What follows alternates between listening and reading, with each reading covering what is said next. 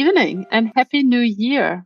Good evening Good and Happy evening New to Year. you, Gitti. Yeah, good evening to you and Happy New Year to you and all the others who are watching right now. Yes, exactly. I've invited you very spontaneously that Mhm. let's do a live tonight because Yeah, I it have been was. just spontaneous. Yeah. No, I think at 2 in the afternoon you wrote me the message. I want to do a live and talk about fitness. Are you in? And I thought, okay, Mm. fitness is so a special topic right now and a very good. I think it's a very good topic for the starting of the year. So I said, of Mm. course, let's talk about fitness tonight. Yeah.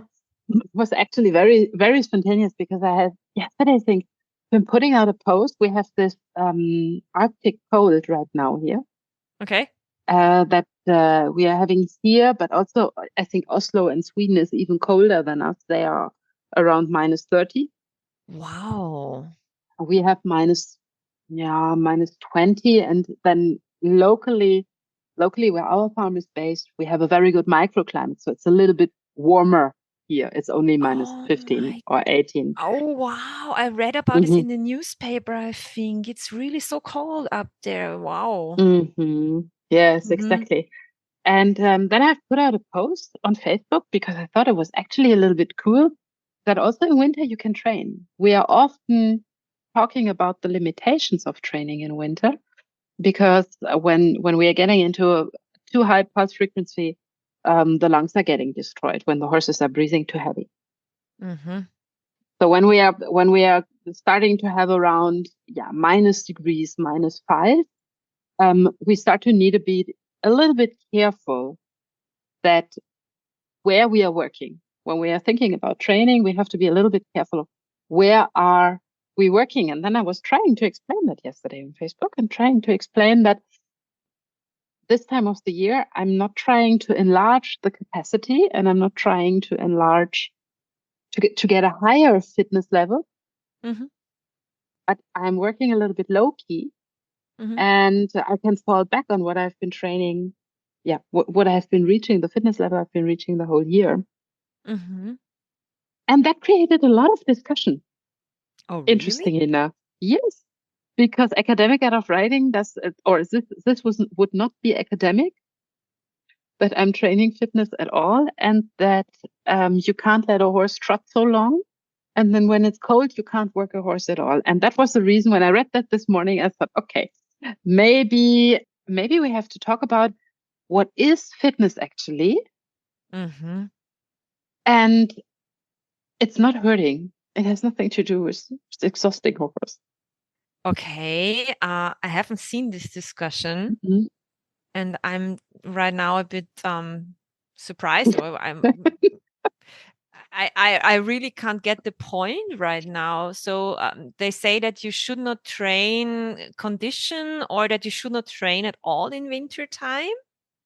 I think it's basically about the confusion what fitness actually is. And I remember also that was why I have invited you.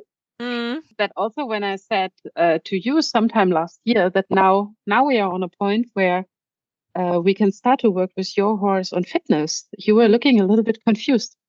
yeah, yeah, I remember that. Yeah, because Yes. yeah. Hä? Right now we do like in German we say Zirkeltraining, you know, when you do all this stuff and work on condition and work on I don't know, that she gets fitter. I was really like, huh? We don't do shoulder in, quarter in anymore. Yeah. And that is actually not the point. So I think the first thing that we need to clarify is what is fitness actually? Hmm. And in the very sense of the word, fitness means well-being. Well-being and having enough competence in your own body for doing what you're supposed to do with your body. So it has a lot to do with creating competence. And maybe this is a mistake in translation in between English and German, Hmm. but I think also that I thought a few years ago when I heard the word fitness, I directly connected that with this word with this picture of chasing a horse through the riding arena. Mm, And yeah. that's the opposite of what we are doing. Mm, mm. Mm. For me, So fitness is like running a marathon. I don't know if this is the English word also, yeah, but running like a long distance, really that you are exhausted later. Yeah, but that is the opposite of fitness, because when you're exhausted, you have passed your limits, right? And we don't want to, there's somebody coming into our room. Oh, okay, then I need to spotlight the two of us. Okay. Then we can have more guests also in the room here, not only on Facebook. So funny. So when we are replacing the word fitness with being competent, then exhaustion is not a part of it. Yeah. And I also think that we are having this picture on the one hand, and then we have another picture on the other hand.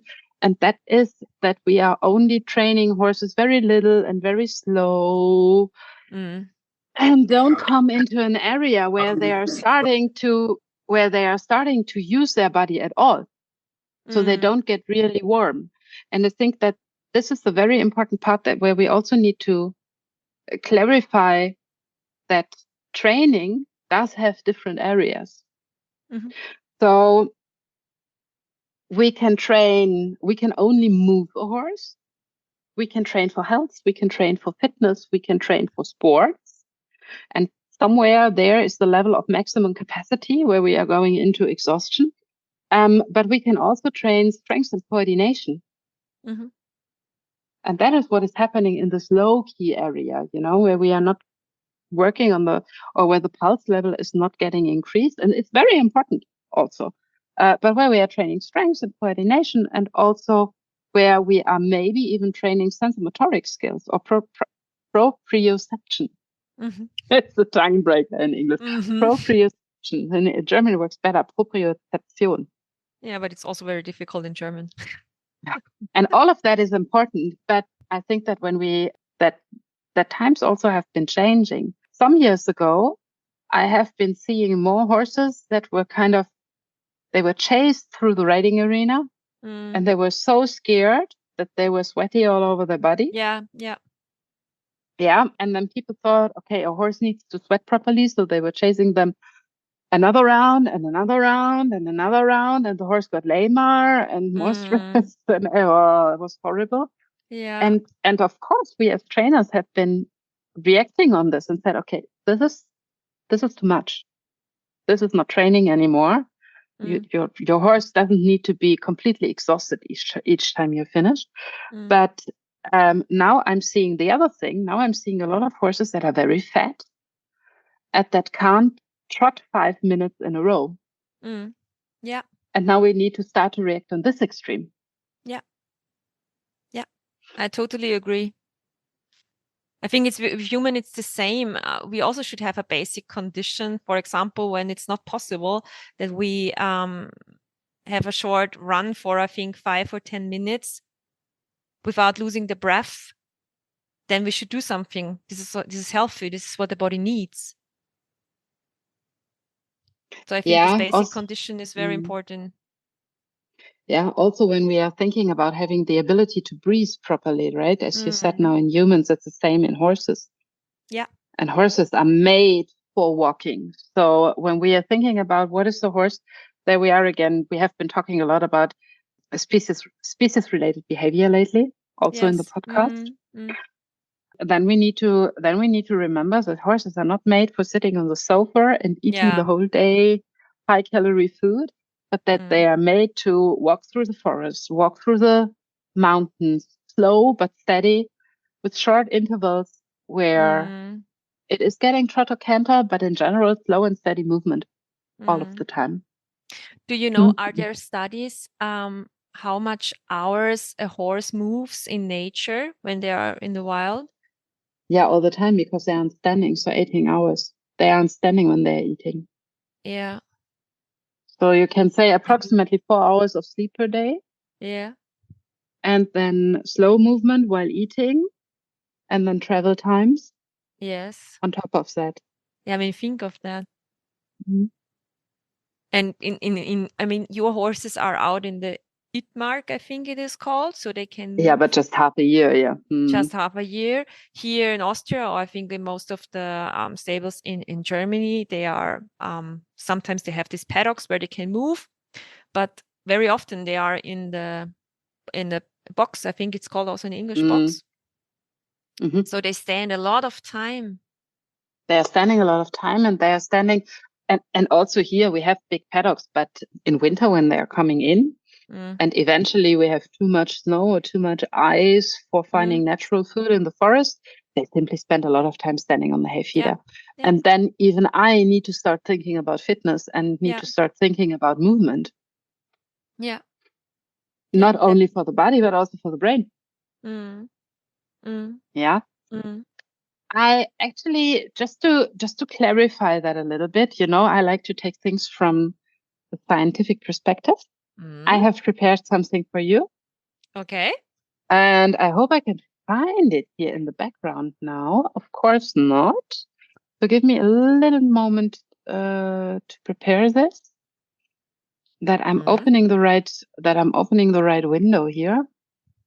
So this is a part of the calendar we are preparing for the masterclass right now.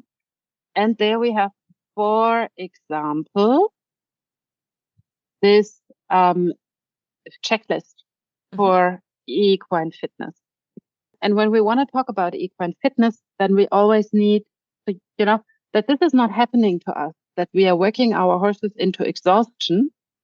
We can take these guidelines. We can fall back on these guidelines because other people have done the work for us already, figuring out what the maximum heartbeat of a horse can be before it is collapsing. And there we have this formula, and that is 223 minus the age of the horse times 0.9. What is then, so the end result of this, that is the maximum pulse that a horse should have ever. Yeah, this is a little bit, so this is the maximum. We can do that for my Despino because it's a pretty old horse. So it's a pretty nice, just for having the comparison, and I have prepared for you. So, okay. So we have here example 1, and that is a Despino. Oh, this is a little too small. And this is Despino. Yeah. And Despino, make it big. So, and Despino with his 20 years. There we can take the calculation, and that is 223 minus his age, that is 20, times 0.9. And though the maximum heartbeat is 205. Okay. And that's a lot. 205. Do you know where the resting pulse is? No. For horse? I wanted 40. To ask that. 40. 40. Yes. This is 5 times. 5 times more than. Yes. This is the maximum capacity. Okay, but the maximum capacity is close right before collapsing, you said. It's right before collapsing. This is not the goal. Capacity. I mean, no, this is not the goal. Okay. Exactly. So let's have a look at that, what we are doing with this value, right? So when we have the maximum capacity, then we can have a look at where are we training. So at 30 to 40%, and let's calculate that too. 205 shared through 100 is 2.05. 30 to 40% of this. The lowest level is 30. This is 61, a heartbeat of 61.5 to 82, a heartbeat of 82. This is not training. This is not even training for health. But what does it mean, movement? This is like when they go eating grass. Or what is movement? Exactly. Yeah, you can say, so I have been playing a little bit with that with a few students who had, how do you say that in English? Pulsuhr, Pulsblock? This measurement tool that you can have on the horses. Yeah. So they did the pulse work, and a pulse of a heartbeat of 60, you easily reach in groundwork and walk. Okay. Okay. Just bending, standing on the circle, very slow. Okay. So then you're on 60, 65. Okay. So the horse has not even been trotting one step. Okay. Yeah. And then let's have a look at when we are saying we are training for the health area. Then we are on 50 to 60%. And I'm just enlarging the scale here a little that we have a better perspective. So 50 we can do in our head. That is 102.5 to 60. And that is 123. Yeah. And we say we are training for the fitness area, and that is 123. Oh, bigger again. Ambitious what I have prepared here. That is for printing. This is not for. Yeah. 123 to 143.5. And this is also the area where we are talking about somewhere here, we would say, in between 110 and 150. This is the normal area in that you are training. Okay. Then a little bit higher, a little bit lower, depending on the age of the horse. And depending, of course, is the horse healthy, right? Is the horse healthy? Because if the horse is not, but then also the pulse, but we are talking about that afterwards. So this is probably approximately the area in that we're having aerobe work. So the work that is burning calories and not the work where we are overtraining and the muscles are getting sore. It's very interesting. I don't know if this is scientifically proved, but I think in the humans we also have 140. I don't know. I'm really crappy with humans.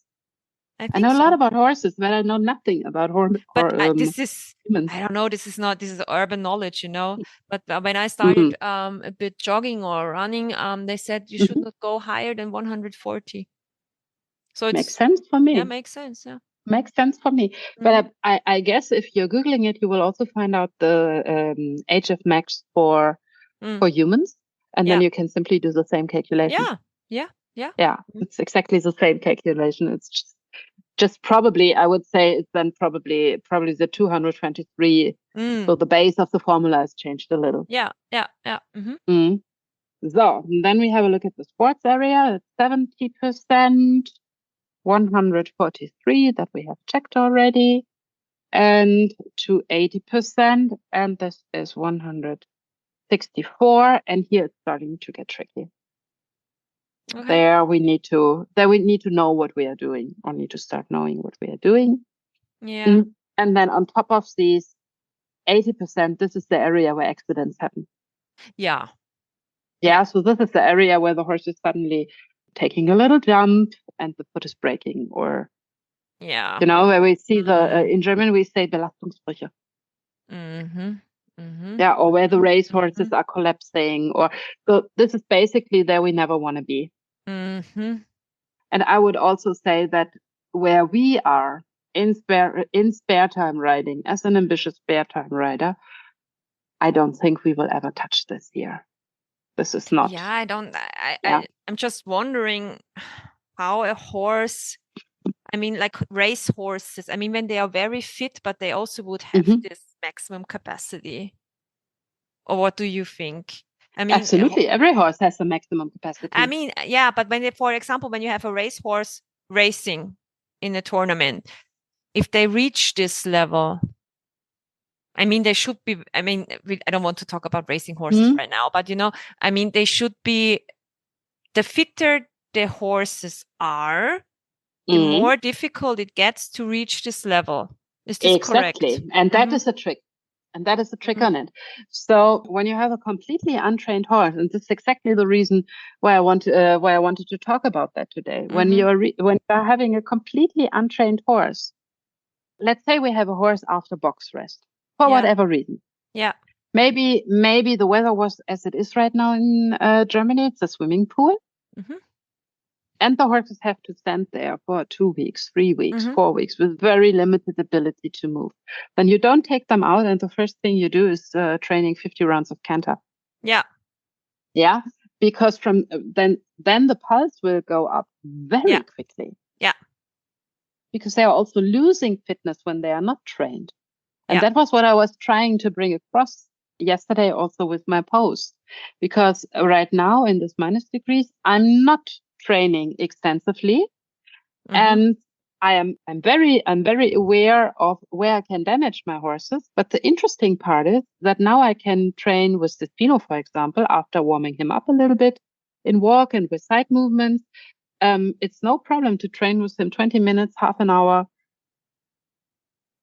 Yeah, transitions in between walk, school trot, back to walk, little bit school halt, and he is not even coming out of the area of movement. It's very Pulse good. level is so low. Pulse level is very, very, very low. But this is due to the fact that the horses are living as they are living here, and there is no better fitness training as walking uphill, and there is a lot of uphill. Yeah. There is a lot of uphill working. But that I'm also training periods when the weather allows it, and even at the North Pole, we don't only have 25 minus degrees. Mhm. That I'm training in this area in between 110 and 130, 140. Mhm. And I'm looking at the pulse, Mhm. and I am seeing on where are we reaching the level of exhaustion, and that you're seeing when you're training with a pulse clock, you're seeing that because suddenly the pulse is going up, and Mhm. even after a break, it doesn't come down again. Yeah. Yeah. And when you don't have this pulse measurement watch, or what is it called? I don't know. How can you see? I mean, what are the signs?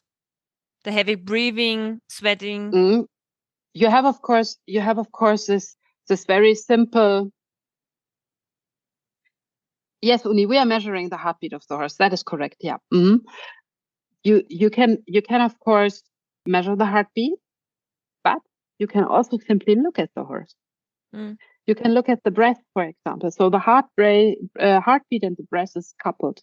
Mhm. The one thing doesn't rise without the other thing. Also, there we had a comment yesterday that it's not enough to only monitor the heartbeat. You also need to monitor the breath. And yes, of course, but these two, they are aligned. If one is going up, the other one is going up. If the heartbeat is going up, you get more heavy breathing, quicker breathing, not so deep breathing anymore. Yeah. And the other way around. So if the breath is going up, so for me, that was always true. I have a very shady fitness level myself. Yeah, me too. Yeah, if that is going, especially when I need to go uphill, and after the Yeah. and when I was pregnant, it was super interesting. Yeah. Because from 4 or 5 months onwards, the baby was so heavy on my chest that I was going 3 steps up and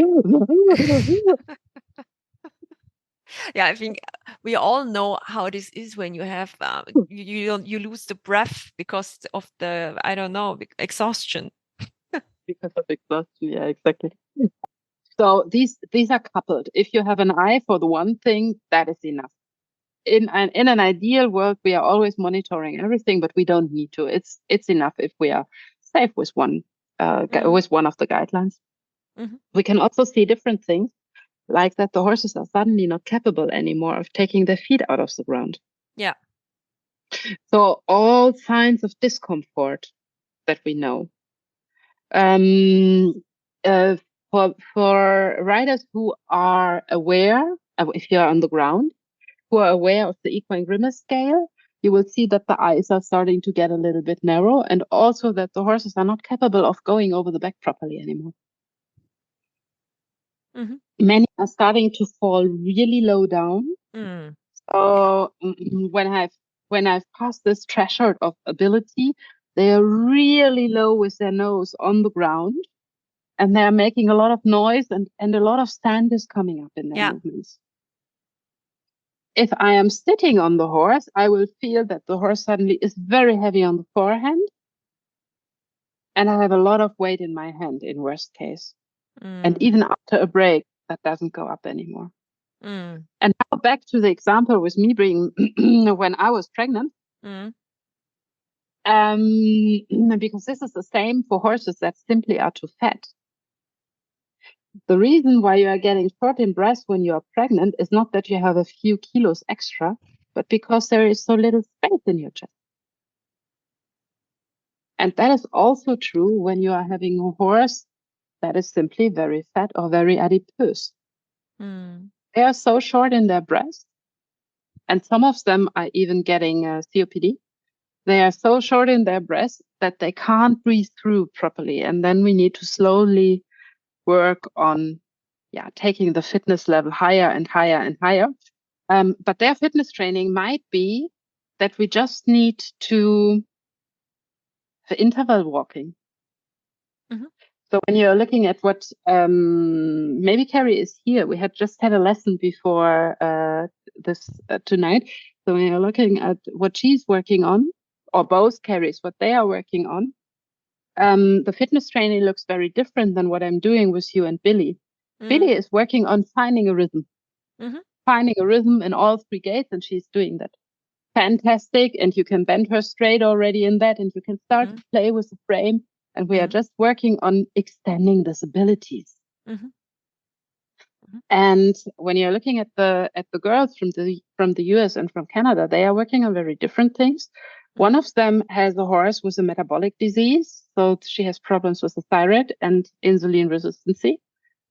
So with this horse, we need fitness training or a very long warm-up phase, especially, that she can do the academic work at all, that she's not hurting everywhere in her body. So the body is not getting so stiff. Yeah. And the other one has to work on weight loss. The horse was simply too heavy, so heavy that she got lame. And with her, she doesn't have a pulse clock, but she has a very good eye and a very good feel for her horse. And the horse is cool because she's getting so angry when she's her threshold. She's cool. She's super cool. That is a good sign then. Yeah, that's super cool. I'm always very happy when we have horses like this that are having so much expression. Yeah. I'm trying to not work that away, but I'm trying to use that. Yes. For us. Yeah. Yeah. I mean, nothing better than that the horse is giving you feedback. Yeah, makes it easier. Yeah, it makes it easier for the training. Much easier. Yeah. And so she's doing this interval work. Little bit walk, little bit trot, little bit walk, little bit trot. Long walk, break, calming down the heartbeat again, and having to try to repeat that again. And where she is now, she can repeat that 2, 3, 4 times, sometimes. But it's a very different training. So we are not trying to extend the trot period. We are trying to work her on a very constant 110 heartbeat approximately. And it doesn't take her a lot to come there. So she's developing super fine, but it doesn't take her 20 minutes of trot to go there. While Despino, after 20 minutes of trot, he's yawning. If this is just a little bit of normal slow trot, he is yawning and says, okay, I'm not coming out of the movement area here. When are we starting to do something? Yeah. I mean, this takes time to build up this condition or this ability to move without a high pulse. This is not what you can build up from today till tomorrow. No, it takes time. Exactly. And when have we started with Billy? Can you remember? With this fitness training or with this fitness training, I think half a year ago or maybe 9 months ago. Yeah, something like this, right? Was it somewhere so, yeah. in spring? I think in spring the last year. Yeah. After she was sick? Yeah, you're right. Yes, after she was sick. She was sick. You're right. She was sick in spring, and I think then we started in May, April, May, like this. Yeah, you're right. Yeah, somewhere there. But she's really, her movement is really, she's really moving very nice today. I think it's really, really working very well. Very nice. I was most impressed when I saw your work on the last course. Yeah. It's always different when I'm not teaching myself. Yeah. Then you can look at it differently. I think your biggest achievement was that in the forward down, she's not falling on the forehand anymore. Yeah. The front Yeah. legs were staying in the maximum stand space, really Yeah. nice and straight. And Yeah, I like that. thank you. Yeah, me too. Me too. I was watching the lesson and I thought, wow, this is really another horse. I mean, also when I worked her now in launching, and I think that right now she looks like she's growing in the front. This is really, really incredible. And I think this is because of our training. She also gains strength and she gets the self-confidence in the movement. This is so important. The last time I have the veterinarian here, and I talked to her and said, now we work on and we can trot for 10 minutes. And she looked at me and said, what do you mean? What are you talking about? Really? I'm so proud right now. We can trot for 10 minutes. And she was really like, she didn't understand my point. Because for her, I mean, when you talk about this, that a horse can't trot for 10 minutes. I mean, this is really not a long time. You know what I mean? And this is basic trotting. This is not high speed racing. This is just trotting. Yeah. Yes, I think that's a very important point. I like to remind of this old rule. What are you doing here? You're supposed to go to bed, my friend. If you hear a strange sound that comes from the floor, it's my child thing. But we have this old rule in Campagno riding, actually, where we are saying that a youngster should be able to trot 20 minutes and to canter at least 5 before you are getting up, before you're starting riding. So this should be the basic fitness level. For rider, by the way, too. Yeah. Yeah. Yeah. And I remember we had a lesson where we were working on the finding the border in trot, and you were hitting it earlier than your horse. Yeah, of course. I mean, I but agree. you are pretty fit. You are pretty fit for the average rider. You are doing a lot of sport. Yes, but nevertheless, you lose the fitness when you're not used to it.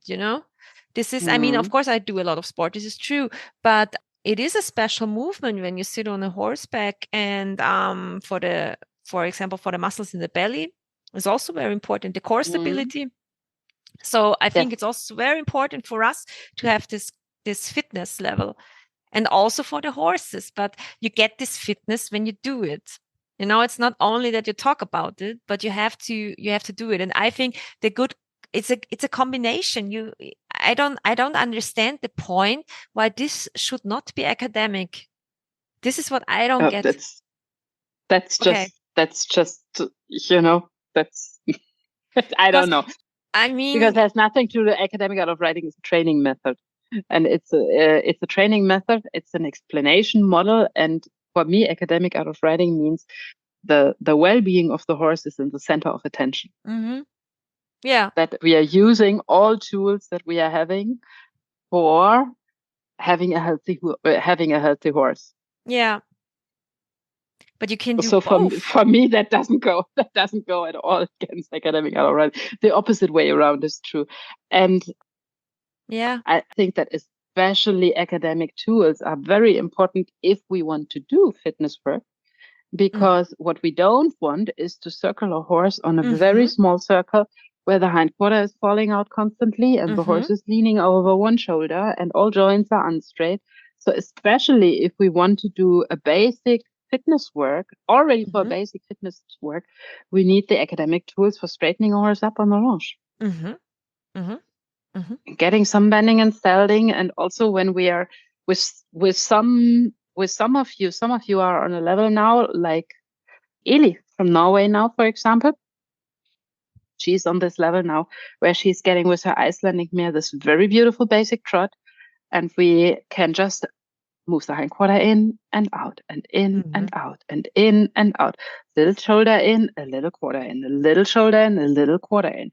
And when we are thinking about how to increase a fitness level, one possibility is to do it longer, to do the same thing but longer. And the other thing is to make it more difficult. Use more power. That's what we are doing when we are working side movements, right? We are making it more difficult. We are trying to shift more weight backwards. We are trying to, there comes the baby transport. That's what we are doing when we are working with this hind quarter in, hind quarter out, hind quarter in, hind quarter out. We are trying to create more transitions for putting a proper gymnastics on the horse, getting more movability in the hind quarter, but also creating more strength in the hind quarter. And of course, we need to do that for longer than a minute. Yeah. So therefore, it's always a little bit the question also, where are you starting with? So what are you doing first? More basic fitness or more strength? In the end, it has to connect. Yes. Yeah. But the question is why you can't do both alternatively. So one day you work, for example, more on strength. On the other day, you go for interval walking. I think because at the start it's difficult to do everything at once. You also need to build up a skill set. You need to build up a skill set. Yeah. And first we have been, so depending on where the horse and where the student is, you maybe you need to first work on losing kilos. Yeah. Maybe that's the first thing. Or maybe you have a horse that is very unstraight, but not so fat. So then you're maybe working first on the skill set of creating a bit more straightness. Because when you're starting to do fitness work with a horse like this, the horse will break down. Yeah. So there, I think we have to see the individual case. But if you want to have progress, you want to do this. If you don't want the school hold to be a hollow exercise, to just, then the horse can do a school hold, but it still can't trot over the back. Then you need both. Yeah, absolutely. Let's go back to the beginning. What I was wondering about, what is it with this coldness? You can't train -5 degrees, or what was this point? Now you need to be careful, because when we are going back to my table here, somewhere when we are going here in this fitness area, actually I'm not completely sure. So there I would need to look up a little bit in my books where the threshold is, where the border is. But I think it's around 100, 110, where the breath is simply going up so much. Basically from the cold air, the lungs are burning. Okay. Yes. Okay, I get the point. Yes, exactly. Yeah. So, and this is why during the winter period, when we have minus degrees, I'm not hitting this area. Yes. Okay. So when we are talking next year or this year, when we are talking now about making training plans, I will also show you how I'm making my training plan for the year. Yeah. Because surprise, I know we have 6 months of winter. Yeah. So this is the time where I'm training down, or where I'm trying to keep a level, where I'm not trying to move the border up, but where I'm trying to, keep a level. Just keep a movement, keep a fitness level, being very aware of that the horses will come out of the winter period worse than what they came in. And then in the summer, I get help from the Utmaxbeite. Yeah, okay, yeah. And then it will regulate again. And then I have the best training period, or the highest performance level, where the horses are easiest in their body. I have at the end of the summer, so late autumn, end of September, October. If we have a good winter, then November, December, beginning of January is very good. The horses have a very high level of competence, but then I'm working on this level. I'm not increasing it. Yes. Okay. Not hitting the maximum. So you keep it. I'm keeping it, and then from March onwards, it's going down. And I know that, so I'm also starting that, because I also know that the weather will get difficult. March is here the snowiest month, where we are getting most snow, often the coldest months also. So I'm starting to down train in February. Starting to down train, and then we are training on very low key, if at all. sometimes April and May we have mainly ice, so then I can still do a little bit in my tiny. No, it's not a riding arena; it's a running shed. And I can do something. Now, at least it has a roof. Yeah, and I can do something in halt, like pool halts or side movements in halt, or maybe a little bit with the horses that are fine enough educated. And I just have one right now. I can do a little bit on the place, like a few steps of piaffe, like in between the pillars in a working hand position. Yeah. Or we can do, for the horses that are less educated, we can do isometric work. We can do, just taking the toolbox of physiotherapy. We can work on balance pads. We can do, something like this. But in the end of that, the horses will come out with a fresh mind. What is good, because you can't train just more the whole year. But the body will be a little bit down, a little bit lower. The level will be lower than in October. Yeah. That's fine. But that's good. We'll regulate again. That's the way it is. But I think, for example, in Austria or in other countries, the summer is also a problem. Let's say it like this, because for me, I was wondering, we don't have it here so cold like you have, but we have it very hot in summer. And I think when you have 30, close to 40 degrees, you also can't train fitness. Absolutely not. So then this is your area where you need to down train. Yes, I think so. Really, where you are falling back on what you have been doing the rest of the year. Exactly. Yeah, interesting. I never thought of that. Guck mal. Yeah, no, really, because now I think it's also very good to think this way, because then I know that I don't have these very high goals during the summer months. I mean, exactly. Yeah. Well, I mean, you can do two things. One thing is, of course, adjusting your training times. It's very smart to not train at 12 o'clock. Yeah, of course. I mean, yeah. Full time. I mean, that's very stupid things, right? Very stupid, but very important. So maybe in the time, I don't know how it is with you locally there, but in between 12 and 15, I would expect it's the warmest. So that is not a very good training time. No. But in the really hot, I mean, that the temperature increases also in Austria, and in summer times, it's really, we have about 35 degrees at 8 at night. Yeah. So this is not fun. This is for me also not fun. So, but I think this is a very good point, what you said, that you have the summer, my summer is your winter, so to say. Exactly. Exactly. And I'm doing the same. So we also have, here it's very short, it's a week or two where we are having 20 something degrees. 20. Oh my God. 20 is so cool. 20 is more, 25 or 28 really feels hot here. Yeah. It feels different because we have this extreme sun. Yeah, of course. Polar circle, right? Yeah, exactly. So if I'm training very late, but there too, I let the horses. This is the period where I'm usually taking vacation for myself, and where I'm just saying, okay, let the mountains do their job. Yeah, that's fine. That's absolutely fine. So I think that a too strict training regime is not always helpful, in the sense of, you are trying to get more and more and more and more all year round. The equine body and mind also need breaks. Yeah. For digesting and for restoring your energy and for coming back, basically being fresh. Yeah. Yeah. But what you can do, of course, is if, for example, you have, how long is the summer in Austria? The hot summer, I think 6 weeks. Yeah, that's fine for a good vacation.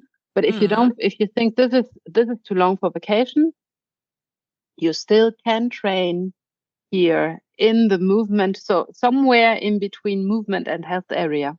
Yeah. Just keeping the horse a little bit supple. That's also fine. Then they don't lose so much, or you are even extra smart. So 2 weeks before the heat is coming, you are starting to take pressure out, and you are down training. You're starting to train down. going somewhere in this area of around 80, somewhere 80, 90 maybe. So that the horse doesn't go from full training to 0 into the summer break. And then it goes into the summer break, and as you are smart and you are planning very well, you are planning also after that a period of 2 to 4 weeks where you're doing the same again. You're training very low key. Yeah, getting movability and strength back, and then starting to get a bit more sporty again. Also fine. Shall we, just because it's so funny, shall we have a look at Billy? How old is she? She is 12. She is 12, so not so much difference. A little bit difference. So she has her max on 212. Oh, again, tiny here. Yeah, Canva is not a perfect screen software, but the best I have now. Yeah. Okay. Yeah, so Gitti. Then where are we with so then share through 100, then we have 1% times 30. So you are somewhere in a very similar area. 63.6 to 40, 85 approximately. So you see, it's not so much. No. It's not so much. It's not so much difference in between the different horses. So we can always say somewhere in between 60 and 80, we will have the movement area. Yeah. But this is good, because then it would be too complicated when there are so huge differences. Exactly. This is basically what I'm trying to say. And X is then one heartbeat faster or slower. That won't. Yeah, and if you are doing real training, like my colleague in Germany is doing, she's doing long distance riding. So these people are really good, much better than I will ever get, with tracking the heartbeat and adjusting the training and adjusting the training periods. So they know exactly where they need to train for having their horse on a good level.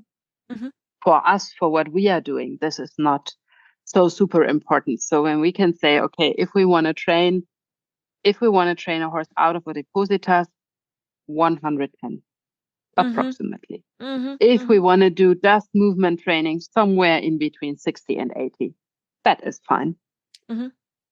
And then we will also pretty quickly figuring out the individual borders of a horse, because this is connected to training, but not only to training, it's also connected to pain, for example.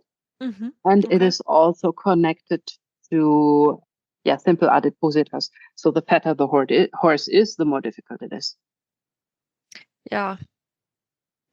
So we are seeing horses that after 5 or 10 minutes of walk are hitting the maximum capacity. Yeah. And then we can't train them for an hour. Or 2. Then they will actually lose ability if we are training them. If we are going into overtraining, then they will not only get sore in their body and produce lactic acid, but they will also actually really lose ability. So therefore, I'm always warning people when they are coming with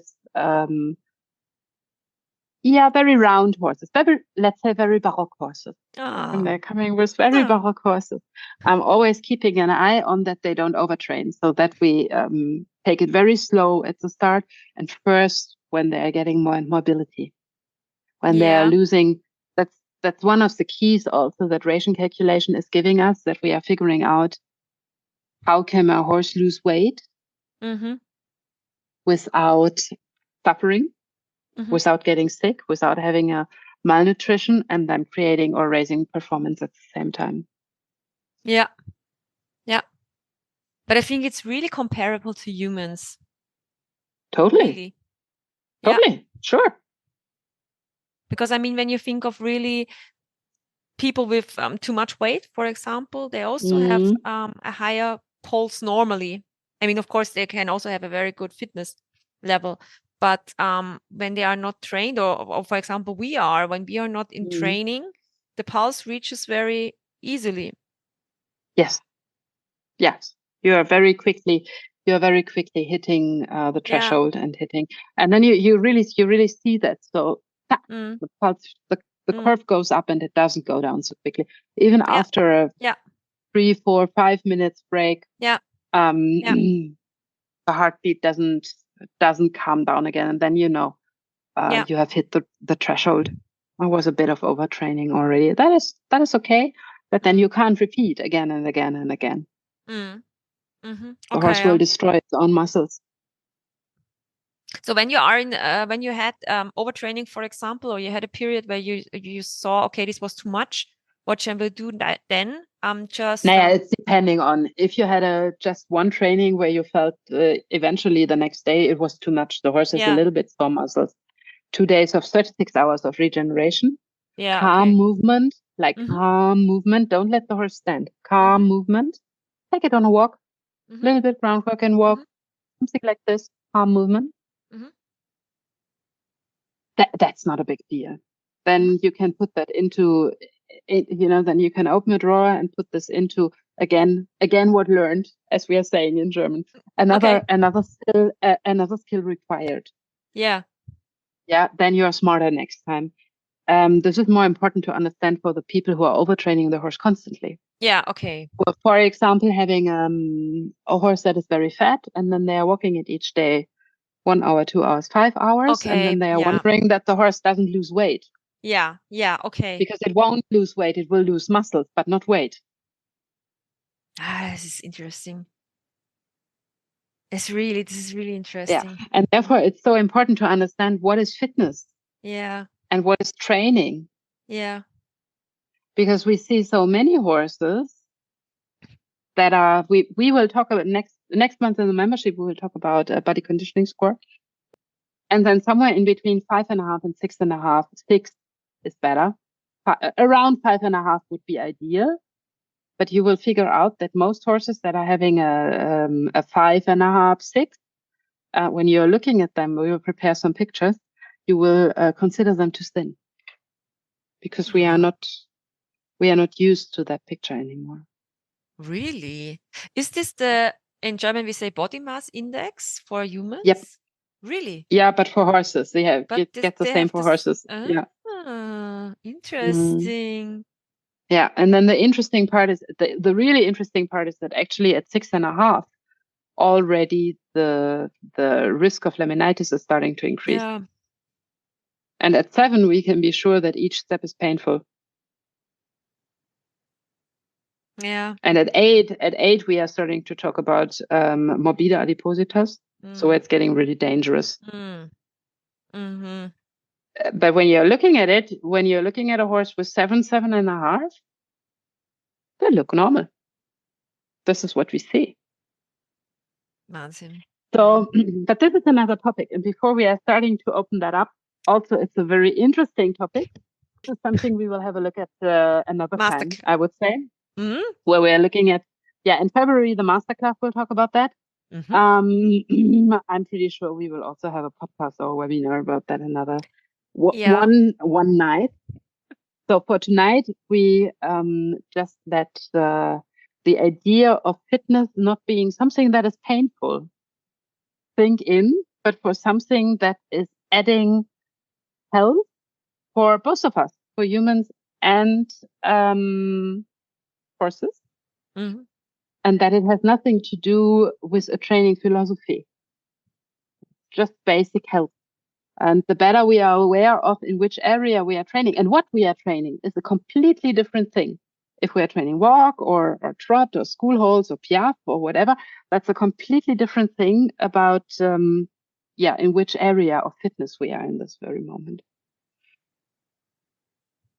If there are any questions, this is your moment. I actually I actually don't see any here on Facebook, but that might be the bad transition rate that we sometimes have. Last time I had that, when asking for questions, and I did just see one comment in Facebook. Mm-hmm. And as soon as the stream was over, there was 20 questions popping up. Yeah. So I'm very sorry for that, but I've been trying to answer the questions afterwards at least. I'm working on figuring out how this technique is working. But Gitti, do you have a question? Me right now? No, I don't have any. I had so many questions asked during this this session. Right now, I'm very motivated to work on Billy and also with my fitness. I started yoga again. This is I started yoga again, and interesting how the body feels when you don't do yoga for 6 months. I have been skipping also since last March. I simply was too sick over the summer also. Simply too sick to do something. And now I'm starting to feel strong enough that I'm starting again, but also the extra weight I got. Okay. I feel you. Let's do it together. Yeah, let's do it together. Actually, the girls, Kim and Lynn, are preparing a movement concept for us. Oh, this is good. For the membership. Ooh. So this year we'll have the topic fitness for horse and rider. Oh, very good. Both mentally and physically, because I believe that mentally is not allowed to suffer. No. Right? No. When we are doing the other thing. But when you are fit, when I do yoga, I also feel better in my mind later. Absolutely. Me too. Me too. Crazy shit, really. When you're fit in the body, you also feel better in the mind. I'm always telling to my husband he needs to give me this half hour in the morning because I'm simply a better human afterwards. Wise words. Wise words, really. If he wants to have a calm home. Yeah. In a good mood. Give me this 30 minutes yoga. Yeah. Yoga and coffee first, and then everything else. Then everything is fine. Then everything else. Okay, so we call it a night. Let's wrap it up here. Okay. Thank you for tonight. Thank you for joining me. Thank you, Selina. There was a comment, but I think was also an inspirational discussion. You're welcome. So we have said it at the start, but all of you have a very happy 2024. We hope we could inspire you a little bit. See you soon. Bye. See you. Bye.